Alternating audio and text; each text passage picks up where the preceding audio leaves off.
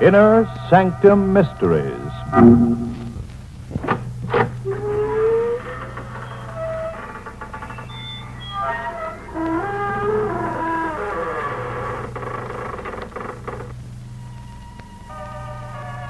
Good evening, friends of the Creaking Door. This is your host to welcome you once again into the Inner Sanctum. Come in. Meet Edgar, our electrical wizard. At school, he was voted the most likely to shock 'em dead. Edgar's wife was a dull dame, so he plugged her into a wall socket. Now you should see the way she sparkles. Yes, sir. Now she's the light of the party.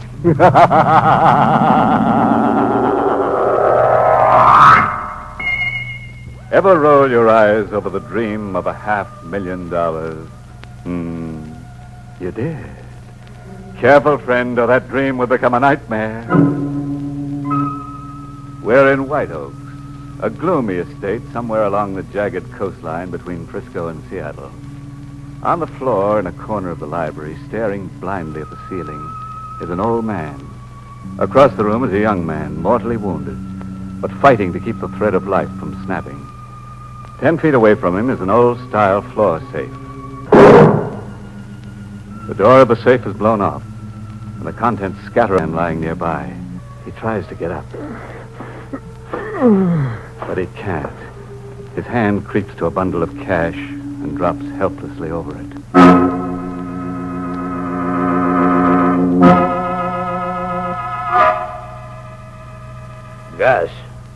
Gus Miller. Yeah? Open your eyes. Come on, son. Show fight. Don't cash in yet. Who are you? Sheriff Ben Lomax, Gus. Gus? How'd you know my name? Went through your bags. You've been masquerading as Tom Reed. Yeah. Where am I? In the county hospital. You take a lot of killing, but next stop is the county morgue. Hooray for me. You wouldn't be busting with curiosity about me, Sheriff. You wouldn't be busting to talk, son. Guess I am, if you'll listen. That's what I'm here for. Gus Miller's my name. Check back on my pedigree and you'll find I've been a number more than I've been Gus Miller. As a kid, I went right out of an orphan's home into the big jail at San Quentin.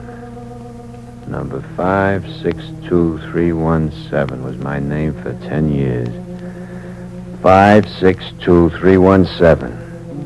Every night before turning in, I swore that 562317 was how many bucks it would cost society to square accounts with me. Go on. I was a day out of the clink, laying around the Frisco docks, wondering where I could hustle a buck. Big liner just come in out of the Pacific fog. One of those swank pleasure liners. I watched the passengers getting off. All dressed to kill, without a care in the world. Among them was Tom Reed, tricked out in a white sailing suit. My eyes kept wandering over them. The thought kept jabbing at me that here was a guy I could be if I played my cards right. We're about the same age and build, average-looking guys, except that Reed was a little pale around the gills. All Reed had on me was a bankroll. A U-drive-it car rolled up, and Reed went to it. I went after him. What scheme I had in mind, I'm not clear on anymore. Yes? Is there something you want? Hey, driving north? Looking for a ride, are you? Yeah, looking to get a hitch. Okay, hop in.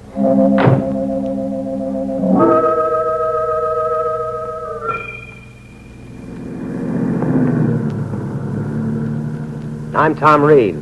My name's Gus Miller. How far are you going? As far as I can get, I guess. No destination? No destination. How far are you going? Oh, about 200 miles. White Oaks. Ever hear of White Oaks? No, never did. The show place of the Pacific Coast. I'm the last of the Reeds of White Oaks. You bragging or crying? Both, maybe. Why are you so tough? You're too rich for my blood, maybe. I suppose there is something indecent about too much money at that. Have you got too much money? $500,000 in 3 days. Why in 3 days? My inheritance comes due then. That's why I'm back in the States. How do you collect that $500,000? There's a bank teller piling up in gold pieces in front of you? No. A blind uncle you haven't seen in years taps his cane along the floor towards a safe that's been in the family for generations and opens it. And hands you $500,000. Just like that? Just like that. My father distrusted banks. I turned the figure over in my mind. $500,000. I saw Reed looking queerly at me out of the corner of his eye. You're burning up with temptation, Miller. I don't know what you're talking about. Pose as me for 3 days, then go off with all that money. Uncle Walter will never detect the masquerade. He's blind, and you're a pretty good faker. That's what you're telling yourself, aren't you? And where are you all the time I'm posing? Dead somewhere. You've murdered me. If I had any idea like that for a minute, Reed's openers put the kibosh on it. We chewed up about 100 miles when I caught that funny look crossing Reed's face again. I watched the hand clap over his heart. Reed seemed to sag, and the car began to circle wildly. I grabbed the wheel in the nick of time. I pulled to the side and shut the motor. What's hit you, Reed? My heart. How bad is it? The Honolulu doctor gave it a year. I've been shortchanged by 2 weeks. Get me to a doctor. I stalled. There was a little man counting off 500,000 in my mind slowly, by one. Reed's eyes were on me. They were dying eyes, but I caught a twinkle, as if we were amused over something. Here's your chance, Miller. Just sit it out under the stars. Forget the doctor. What I like most about you is your sense of humor. I'm taking you to that doctor. Thanks, sucker. But don't bother. It's too late. Reed. Bury me somewhere as Gus Miller. You be Tom Reed for 3 days.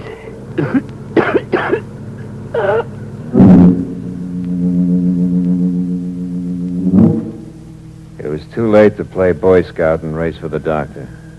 Reed was the deadest man in the world. I told myself that Reed's dying crack practically made me his heir. But I didn't have to tell myself anything. The little man was counting 500,000 in my head fast, by 50s.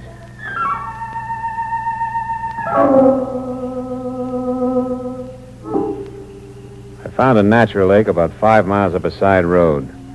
The region was a dead end. Not a house or a human anywhere in miles. I swapped clothes with Reed, weighed his pockets with stones, and said goodbye and let him slip.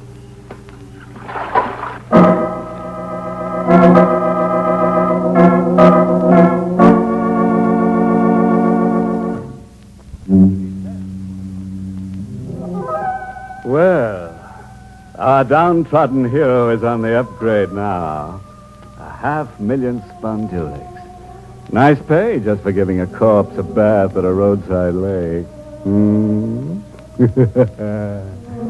Guests might run into something unexpected at White Oak. Still, he's determined to try or fry. Let's see which it is, shall we? I got to White Oaks in an electric storm, with the skies giving me a 21-gun salute. The house was up on an elevation. Everything about it seemed to say, keep out. And not a soul in sight. Where was the blind uncle? Anybody home? I could hear the echo hanging in the air.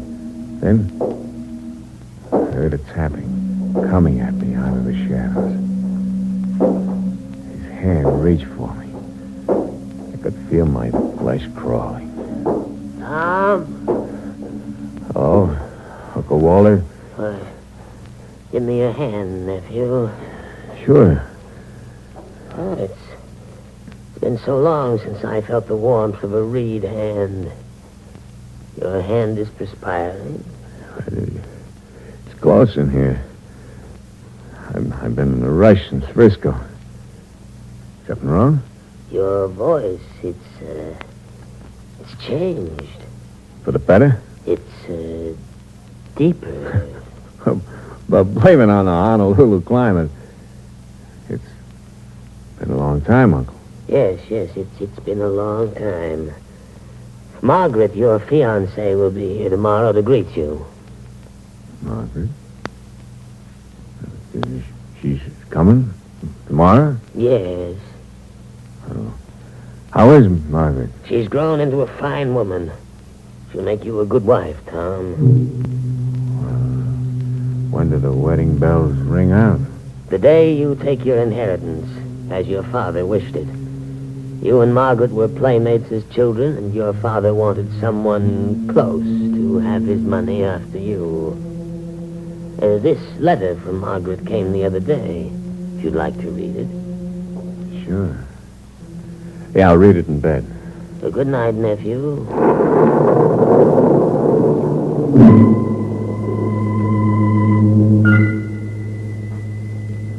A bride went with the $500,000. I opened her letter. I needed a line on her. I read the opening paragraph again and again until it was whispering in my brain. I wonder how it will be meeting Tom again, Uncle Walter. We were practically infants the last time together. The questions that keep crowding my mind. What does he look like? What does he think about? And will he like me enough? And will you like me too, dear Uncle Walter?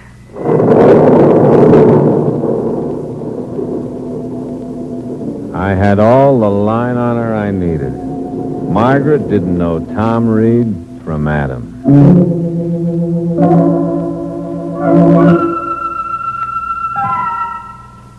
The next morning, I drove into the one-horse burg they call town. I wanted to buy a paper and some odds and ends. I left the general store when a fat little guy in a seaman's outfit who'd been hanging around inside followed me out. I started the car when he drifted over. You going to White Oaks, friend? Hey, sure. How'd you get? The car. It's the job Reed rented in Frisco yesterday. Can I ride along with you?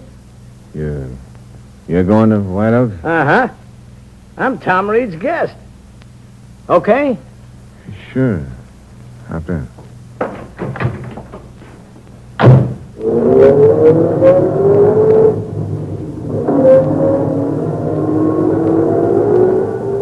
You a friend of Tom? Well, kind of. I was purser on the ship he came over on. We hit it off, and I got invited to his wedding. What'd you do with Tom Reed, mister? I don't get you. I get you. You're playing at being Reed. You're wearing his clothes. You're driving his car. When you paid for some junk at the store, you flashed a wallet I remember seeing on Reed. But you needn't sweat. Maybe we can do business. For how much? Half, if you're just masquerading. All, if you killed him. I didn't kill him. A heart attack did it. I just ditched the body. Is it half? I'll let you know. What are you stopping for? I'll get hold of myself for a minute. Find my smokes here. This compartment. I thought you said smokes. This smokes. With all 6 bullets. Get out of the car. Start for the woods. Is that how you want it? That's the way it's got to be. All or nothing. No deals with a blackmailer.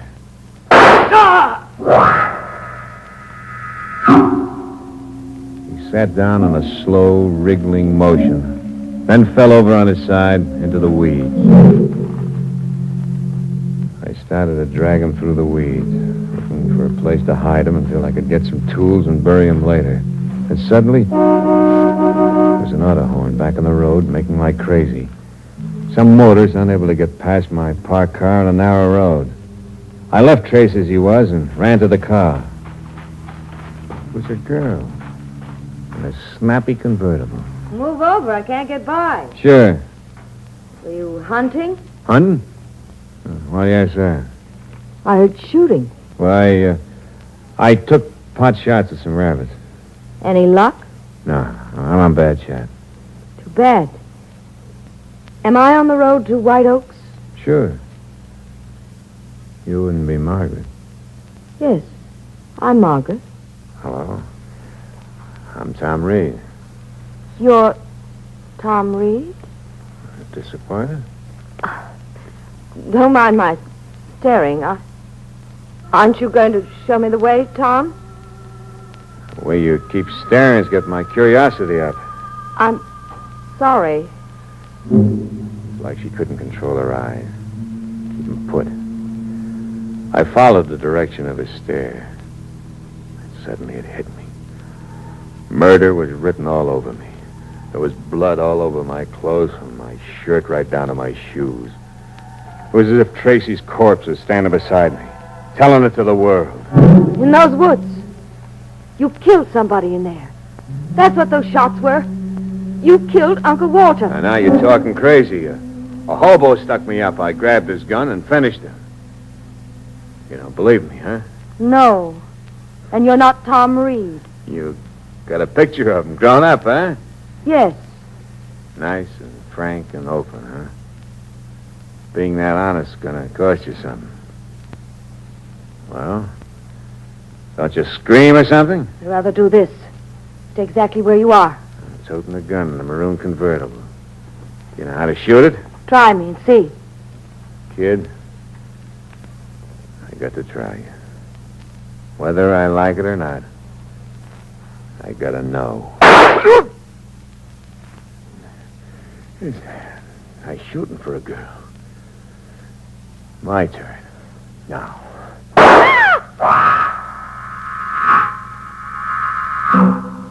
Her shooting first made it easier for me. In a way, it was like self-defense. Still kidding myself. Funny, it was hello, goodbye. I met a girl and killed her. All in less than 5 minutes. 500,000 was coming a lot harder than I figured, all right. I was running out of time. Play now is to grab what was in the safe one way or another and lam as far from the two stiffs and the blind uncle as I could get. I got to the safe and began to work at the dials. I heard Uncle Walter tapping his way toward me. Tom? Tom? Yes. Yes, Uncle Walter. Oh, Margaret hasn't come? No, not yet. She'll be along. Give me your hand, nephew. Where is it? Here. Well, what do? Read palms with your fingers? Yes, nephew. There are flecks of dirt on the palm. As if you've had your hands on the ground. That's not bad. You ought to be a detective. There's an odor. Smell of blood. Let go of my hand. What's wrong, Tom? We'll skip that. Now listen carefully. I got a gun in my hand, pointing right at you. You're to tap your way to that floor safe and open it. With no stalling and no questions. But, Tom... I said no questions. But I don't know the combination from memory. I said no stalling. If you listen, the combination is on a memorandum pad in the library desk. Get it. He tapped his way along the floor to the desk, stooped over a drawer, and stayed there in a crouch like a guy in a trench. There was a gun pointing in front of him. Are you crazy, old coot? What good's a gun gonna do? You're blind. You won't get a cent, imposter. He shot me with perfect marksmanship. like he could see right along with anybody. He'd aimed in the direction of my voice. I figured. I moved to a side quickly and emptied my gun.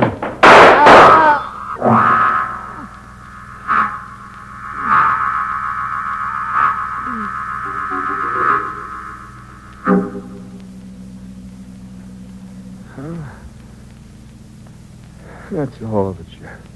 You fixed a glycerin charge in a can and blew the safe wall? It was a trick I picked up in prison. There are chemicals in the storeroom at White Oaks. Oh, the nerve of you. Still going for the money with all those bullets in you. Like you said, I don't kill easy. Well, you're tough, but the joke's on you all around. Sure, it's on me. Dying empty-handed. Oh, it's on you even more than that, son. The old man wasn't blind, and he wasn't Uncle Walter. You're kidding. No, for a fact. Like you, he was just playing along. He'd been the butler before he killed Uncle Walter. You see, he never thought Tom Reed's bad heart would allow him to take that trip from Honolulu. Well, what's funny, son? The joke was on me. All around.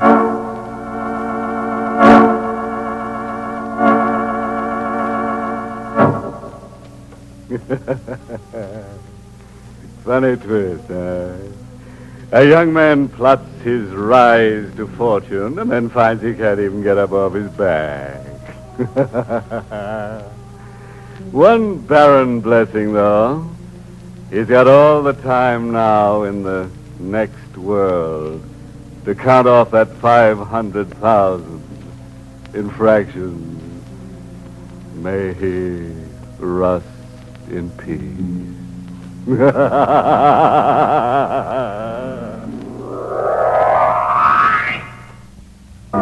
Well, friends, it's time once again to close that creaking door. Until next week at this same time, when we'll be back with a little hunk of horror. You'll be sure to listen, won't you? Until next week, then. Good night. Pleasant dreams.